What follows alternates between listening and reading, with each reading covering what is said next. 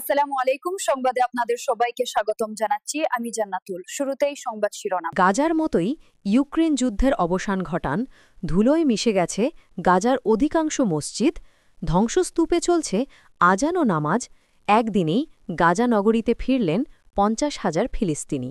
এতক্ষণ শুনছেন সংবাদ শিরোনাম, এখন বিস্তারিত।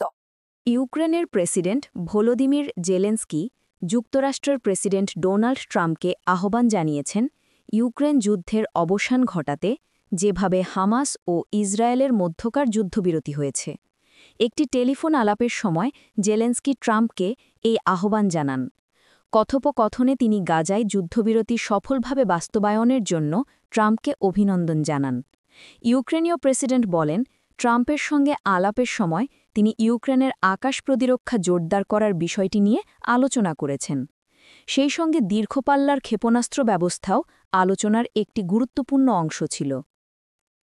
জেলেন্সকি ট্রাম্পকে জানান, রুশ বাহিনী ইউক্রেনের জ্বালানি অবকাঠামোর উপর হামলা অব্যাহত রেখেছে। তিনি যুক্তরাষ্ট্রের ধারাবাহিক সমর্থনের জন্য কৃতজ্ঞতা প্রকাশ করেন। জেলেন্সকির ভাষায়, দুই নেতা ইউক্রেনের প্রতিরক্ষা সক্ষমতা আরও শক্তিশালী করার লক্ষ্যে কিছু নির্দিষ্ট চুক্তিতে পৌঁছেছেন। ট্রাম্পের পূর্ববর্তী কূটনৈতিক সাফল্যের প্রসঙ্গ টেনে জেলেন্সকি বলেন, যেভাবে আপনি মধ্যপ্রাচ্যে যুদ্ধবিরতি আনতে পেরেছেন, সেই অভিজ্ঞতা ব্যবহার করে ইউক্রেনে শান্তি প্রতিষ্ঠায়ও ভূমিকা রাখুন।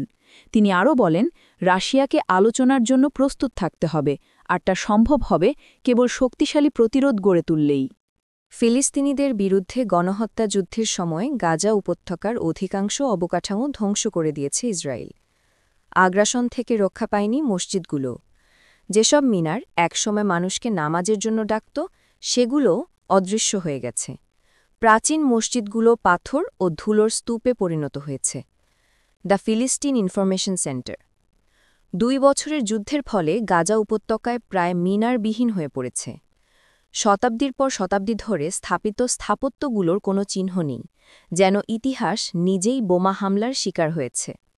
গাজা শহরের সুজাইয়া পাড়ার উপকণ্ঠে ৬২ বছর বয়সী আবু খালেদ আল নাজ্জার ইবনে ওসমান মসজিদের ধ্বংসস্তূপের সামনে দাঁড়িয়ে আছেন। সেখানে তিনি শৈশব থেকেই নামাজ পড়ছেন। তিনি দুঃখ এবং অবিশ্বাসে ভারাক্রান্ত কণ্ঠে বলেন, আমার বাবার কণ্ঠস্বর বোঝার আগে আমি মুয়াজ্জিনের কণ্ঠস্বর চিনতাম। আমি ৫০ বছর ধরে এখানে নামাজ পড়েছি, আর আজ দরজার পাশে থাকা নামাজের গালিচাটিও ধ্বংসস্তূপের নিচে উধাও হয়ে গেছে। আমি কখনো কল্পনাও করিনি এমন দিন আসবে যখন আমরা মসজিদ ছাড়া নামাজ পড়ব। গাজার সরকারি মিডিয়া অফিস নিশ্চিত করেছে, ২ বছরে দখলদার ইসরায়েলি বাহিনী উপত্যকা জুড়ে মোট ১,২৪৪টি মসজিদের মধ্যে ৮৩৫টিরও বেশি সম্পূর্ণরূপে ধ্বংস করেছে এবং ১৮০টি আংশিকভাবে ক্ষতিগ্রস্ত করেছে। এর মধ্যে মামলুক ও ওটোমান মসজিদও রয়েছে। এর মধ্যে কয়েকটি ৬০ শতাব্দীরও বেশি পুরানো।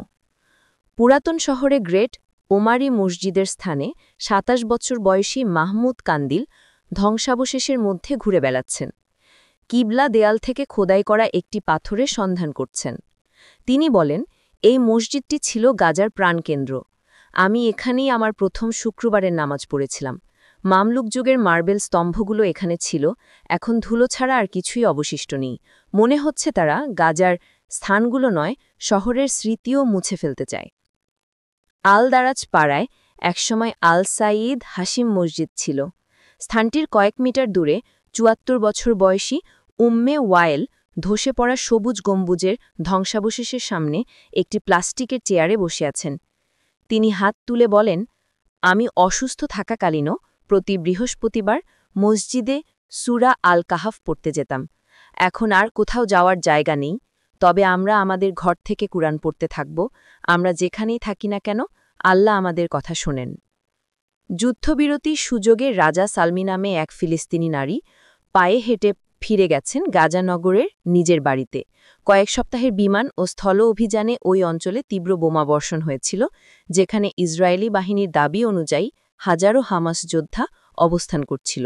ইসরায়েল ও হামাসের মধ্যে যুদ্ধবিরতির দ্বিতীয় দিনে হাজারো বাস্তুচ্যুত ফিলিস্তিনি গাজানগরে ফিরতে শুরু করেছেন।